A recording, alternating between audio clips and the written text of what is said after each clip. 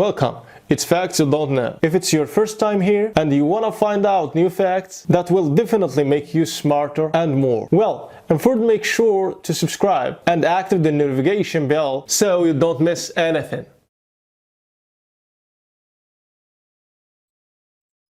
A woman who fell in love with a homeless addict after inviting him around for a shower and a roast chicken says Tinder is more dangerous.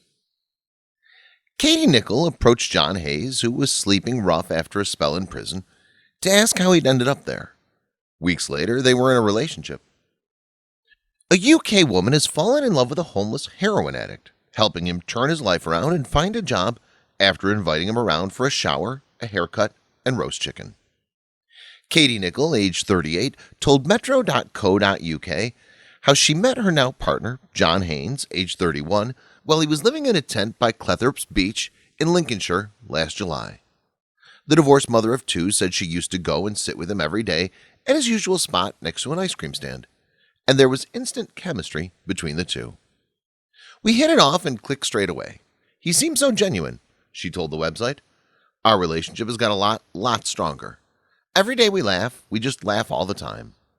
Mr. Haynes had been homeless for 18 months and was addicted to heroin and hallucinogenic drug spice. He'd spent more than 2.5 years in prison after being convicted of grievous bodily harm for assaulting a man he caught in bed with his former girlfriend. A teacher found love in the most unlikely of places after meeting her soulmate while he was living rough on Cleethorpes Beach. Katie Nichol, age 38, said there was instant chemistry with partner John Haynes, who she first encountered when he was then homeless last June. John, age 31, had fallen on hard times after spending more than 2.5 years in prison, and said he was used to being booted in the head and spat at as he bedded down each night near the seafront. However, when Katie sat with John by his usual spot and began chatting to him, romance began to blossom. Before long, they were swapping love notes, and John would write Katie poems. She also invited him over for homemade roast dinners. Within 3 months, the pair were officially dating, and John is now off the streets. He has his own place and a job. Deeply in love, they've now been together for 8 months. "We hit it off and clicked straight away. He seemed so genuine," divorcee, mom of two, Katie of Grimsby, said. "Our relationship has got a lot stronger. Every day we laugh. We just laugh all the time." John, who'd been hooked on heroin and spice, had been homeless for 18 months. But Katie's turned his life around and has even met his long-lost dad, Gary, who he had not seen since he was 6 years old. "She's helped me a lot in so many different ways," John said. He said life was tough living in a tent near the beach. "I got booted in the head a few times, chased and spat at, but a bloke that owns a couple of ice cream shops down there used to look after me," he explained. Support teacher Katie said, "I'd seen him driving past and I went to sit with him and said, 'What's your story?' We just got on. From then on, I went and sat with him every day." He said he wanted to change his life, so we decided we would work towards that together.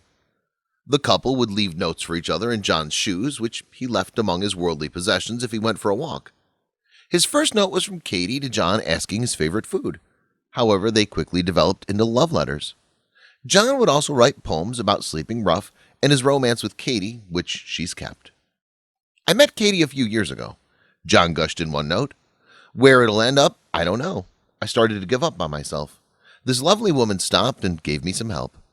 In another, he swooned, "She's amazing, prettier than any flower.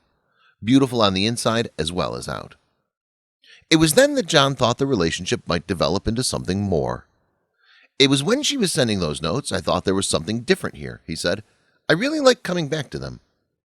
John was convicted of GBH after assaulting a man he caught in bed with his former girlfriend, Katie said. John had a cardboard sign. When he was begging, it said, "Her lawyer was better than mine." However, this did not put off Katie, who invited John round for a shower, a haircut, and a roast chicken 2 months after meeting him. "I wasn't worried when he first came to my house. I felt like I could trust him straight away," she explained. "I asked him, 'What's your favorite food?' and he said roast dinner. He hates sausage rolls because he got given them all the time. He said, 'I don't want to ever eat chips again.'" John asked Katie out shortly afterwards, and romance blossomed between the pair, and she helped him kick the drugs. Well, Katie's mom, Annabelle, was very supportive of the loved-up pair. Not all Katie's friends shared that view. We've had a mixture of reactions, Katie said. The majority of my friends have been really supportive. However, one has really had a major issue with it. People meet on Tinder, which I think is more dangerous than sitting and talking to someone for 4 months, defiant Katie insisted. Mom of 2, Katie is recently divorced, but said she still gets on well with her ex-husband and would never put her 2 grown-up children in danger. He's been really supportive, she said. Katie also set up a reunion between John and long-lost dad Gary for the first time in 25 years. With the help of John's probation officer and the prison warden, they tracked him down and arranged a meeting in Grimsby. John said, "My mom would move us around loads when we were kids to keep us away from my dad. Katie helped me find him. I was a bit overwhelmed when I first met him." It sent John slightly funny at first, but recently their relationship has got much stronger, Katie explained. John and Gary are now making up for lost time, and he even lived with Gary at his home in Burton, Derbyshire, for several months. The couple now often go and stay with the family in the Midlands and regularly meet up for barbecues. John says he will be forever grateful to Katie for everything she's done for him. "I used to think about this when I was sleeping on the beach, that I won't be here forever." Thanks for watching. Please like and share the video in social networks. We'll be right back to you as fast as we can.